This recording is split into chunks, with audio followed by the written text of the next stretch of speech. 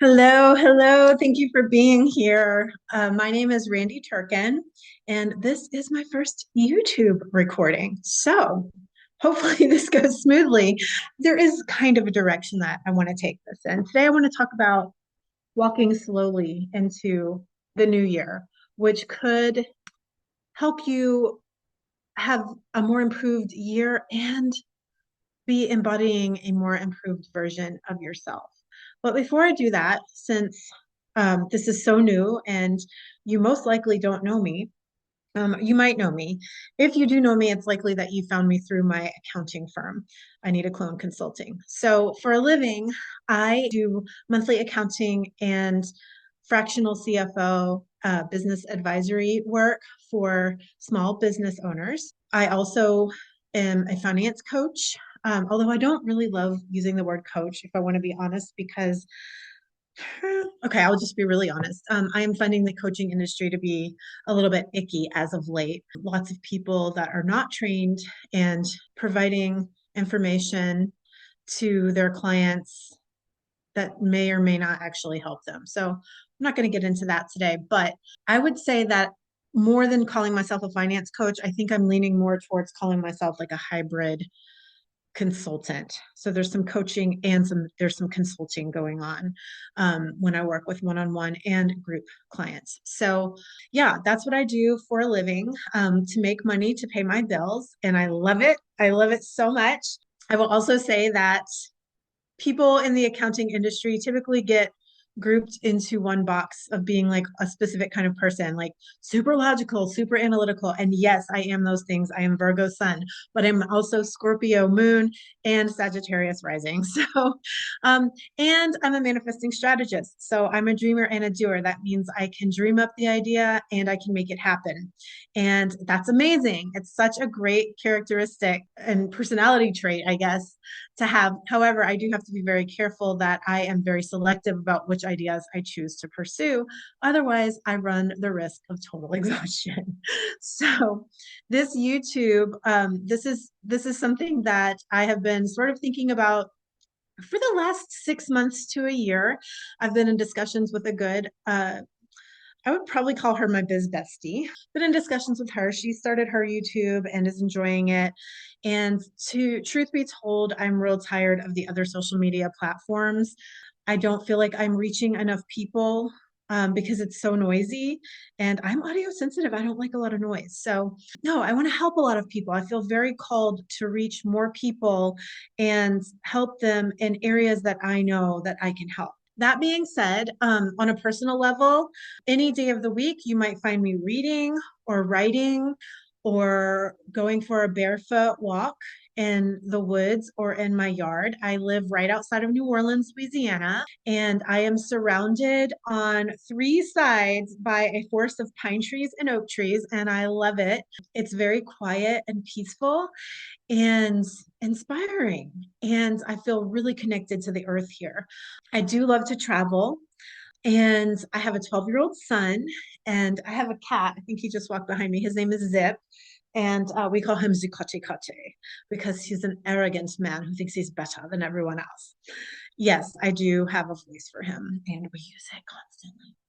Last year for my birthday in September, my son and I went to Gulf Shores, Alabama, and the full lunar eclipse happened to be the day after my birthday. It was a Sunday and September 7th to be exact. And while we were in daylight during the total eclipse portion of that eclipse, it was at 4 p.m. Central Time. I was like, Julian, we have to be in the water, in the salt water at the full eclipse moment. So it was so cool because we got out to the beach, we got into the water, and within moments, all of these dolphins showed up. And we just thought it was the coolest thing. We thought, oh my gosh, they're going to like chill with us for a little bit. This is great. But they ended up sticking around for hours and hours and hours. And it was just the most beautiful and magical thing to experience. And the message that I kept getting from them was more play. There needs to be more play, more play, more play. And I was like, okay, yeah, lots of play is awesome. And the other word that keeps coming to mind now is consistency. Like I want to be more consistent in that play, right? Because it's so easy to get bogged down and tied up with all of our daily and monthly responsibilities as business owners, as parents, as partners, as friends. And so I'm really thinking a lot about how I can bring more play into all of these aspects of my own personal life.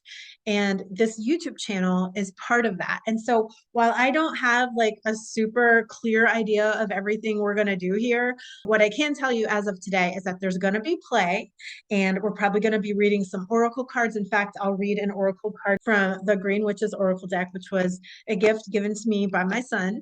And I'm going to teach you how to manage your money better. I'm going to talk about some different codes you can implement into your life to help you build a more solid financial foundation, how I can help you build wealth and prosperity and abundance, not just with your money, but in many different areas of your life. I am super, super big on personal empowerment, and I participate in daily rituals for myself to help my own abundance and prosperity and empowerment. And so I just feel this really big calling to share that with a whole lot more people. So I'm going to try YouTube. I'm going to play. And so without further ado, I want to talk just for a moment. I'll try to keep this really short for this first round or this first video here, but I want to talk for a moment about why it's important to step slowly into the year. Because for many years, I have done the exact opposite. It's very easy to follow this unspoken rule that we have that says that the moment that the clock strikes midnight on January 1st, that we're supposed to be ready, like ready to set goals and ready to plan and ready to execute and ready to move. But the thing that I keep coming back to is while we run our lives according to this man-made concept of time, the human condition simply doesn't operate that way, right? January 1 might mark the start of a new calendar year. And in my world of accounting, the start of a new fiscal year. But that does not mean that our bodies, our hearts, or our nervous systems have caught up. And for many of us, myself included, they haven't. And as I've been reviewing my, 2024 and 2025 journal entries, something that I've noticed that is, I find is very important is that I am still processing what 2025 handed me. If you follow Chinese astrology, then you know that 2025 was the year of the snake. And that is a year associated with shedding and transformation and rebirth. And looking back, for me, that feels almost painfully accurate. There were multiple deaths in my orbit last year, including the loss of my mom. And also my own quieter death and rebirth, which is, the kind of death that happens internally when who you were can no longer survive what you've lived through. Grief does not follow quarterly timelines, and healing doesn't wrap itself up neatly by December 31. And yet, in January, especially in accounting and business, we are asked to summarize, to close the books, to gain clarity, to make sense of what already happened, even when we're still inside it. And so I found myself asking, like, how am I supposed to sum up my whole year on a personal level while also helping my clients do the same when I'm still integrating what last year meant? One thing that feels deeply aligned is that 2025, the year of the snake, was also the year that I truly discovered Kundalini yoga and breath work. Snakes shed their skin to survive. They don't cling to what no longer fits. And breath work and somatic healing asked the same of me, to release layers, to soften my grip, to let my body lead where my mind wanted answers too quickly. And for many of us, judging by the amount of reflections that I'm seeing online and talking with friends and family, last year wasn't about forward momentum. It was about letting go. Even when letting go was painful. And you know what's crazy? Before I even realized that, something that I put on my phone, let's see, let go. That was my screensaver, I guess. Oh wait, that was my screensaver on my phone for most of last year. So it's like a premonition, right? Like I didn't know all that stuff was about to hit me. I put that on my phone, I think in January of 2025. So yeah, now we're coming up on the year of the fire horse now, which is super exciting. That begins on February 17th. And in Chinese astrology, if you don't know, there are 12 animals and 5 elements, which means that this particular combination of the fire horse, well, it means that any of the combinations only happen once every 60 years. So I won't see this combination, like another one like this, in my lifetime, unless we figure out, how to live past 100. But the fire horse, I'm so excited about it. It's powerful, courageous, dynamic, and bold. It's associated with momentum, independence, and forward motion. And I truly am genuinely excited about it. I find it interesting and comforting that the year of the fire horse doesn't arrive until mid-February, because right now in early moving into mid-January, I'm not ready to run yet. And I think that many people feel the same way as I do. Like I'm still walking slowly. It's like a meme that I came across at the end of December. Let's see. I'm going to pull it up for you and just show it to you. It's so good. Let's see. Give me 1 second. Here it is, December 29th. I just happened to see this. It's from The Good Quote. I don't know if I saw this on Instagram or Facebook, but I saved it because I loved it. It says, "Nobody claim 2026 as your year. We're all going to walk in real slow. Be good, be quiet, don't touch anything." I love this meme. It made me laugh. It's still making me laugh. And it also feels deeply true, right? Because I've been wondering, like, what if February 17th really is the real start of the year? Like, what if January isn't the beginning? From a financial perspective, it makes much more sense to have our year start mid-February, because by then you have a fuller picture of how your business or even your personal finances actually performed. Because the noise of the holidays has settled, you've kind of gotten some of your energy back. The data is clearer. And from an emotional perspective, it feels a lot kinder that you're not expected to just jump right in after the craziness of the holidays. There's space to breathe after the intensity of December, and space to reflect instead of react. And from a natural perspective, which I, as a practicing pagan, follow like a religion, it aligns with what winter has been asking of us all along since the solstice in December. It's asking us to go inward and reflect, to be slow, to rest. So nature didn't start calling us inward on January 1. That invitation began, you know, nearly a month ago.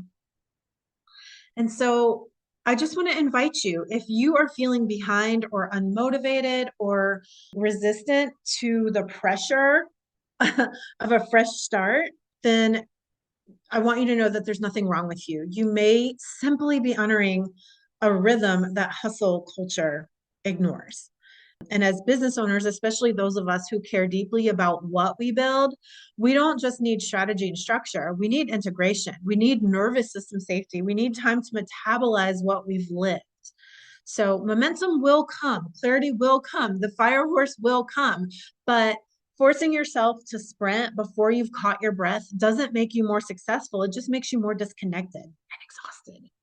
So as you move through these early weeks of the year, I invite you to pause and ask yourself this question. If I didn't have to treat January as the beginning, what would my body actually need right now? If I didn't have to treat January as the beginning, what would my body actually need right now? You don't need to answer this perfectly, and you don't need to act on it immediately. Just listen. Just get quiet and listen, because sometimes the most aligned way forward is to walk in quietly, slowly, and with care, just like that meme suggests. So I think that's all I'm going to talk to you about today. I'm looking forward to what this YouTube channel might bring. It's going to be, like I said, super playful. I am going to be consistent with it. I think consistency has to come with the play. I hope you'll keep coming back. Stick around and let's grow together. And with that, this is actually my first time pulling a card from this deck. This is exciting. We're doing this together.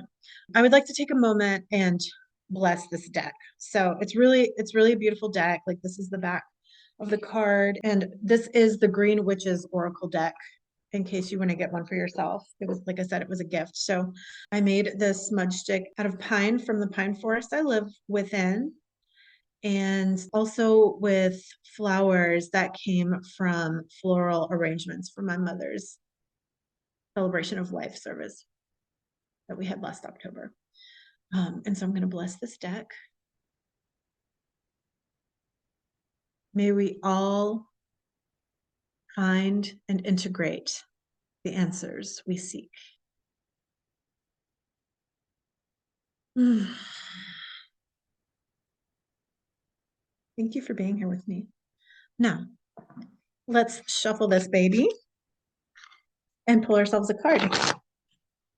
I hope that you are moving slowly, giving yourself grace, and understanding that time is just a man-made construct. It's not even real. All right. I pulled the winter card and it has a cardinal on it, which means my mom is here with us right now. How beautiful. So the winter card is in the swirl of what looks like a blizzard with a single red cardinal sitting on a branch whose leaves have all fallen for the winter. And there looks to be this bench with this design, but like my 47-year-old eyes can't see what the design is. So I'll have to come back to that for you. But let's go ahead and find out what winter is all about. Winter is an ending, recharging, reflection. Winter is a quiet time. In nature, most plant life is suspended. Animals are hibernating and food becomes scarce. Winter tells you that the end of something is coming or has already happened. Don't lament. This also means there is opportunity for something new and better. In every end, there is a beginning. The cycle of nature never stops. The winter card encourages rest and reflection on what has come to be. How perfect is this? Mourn if you need to. Yes. Identify the things that went well and what you want to do differently. As you engage in this reflection, remember to look ahead to spring and begin to consider what projects you'd like to focus on next, using the knowledge you've gained from this time of assessment. So here's a good reflection question for you. What big lessons have you learned after slowing down and allowing yourself time to reflect on what has ended or passed? What big lessons have you learned after slowing down and allowing yourself time to reflect on what has ended or passed? Oftentimes, when we just jump into things without thinking about them, it turns out to be not so great. But if we do take this time, I definitely think we embody an improved version of ourselves and we create a more improved life that is more fulfilling and gratifying. So, what big lessons have you learned after slowing down and allowing yourself time to reflect on what has ended or passed? And then the other question that I asked was, if I didn't have to treat January as the beginning, what would my body actually need right now? So I invite you to reflect on these two questions, and I would love to hear feedback. I would love to hear what you come back with, and I would love to grow with you this year. So please come back and let's play together. I hope you have a beautiful rest of your day. Thank you so much for being here. Bye.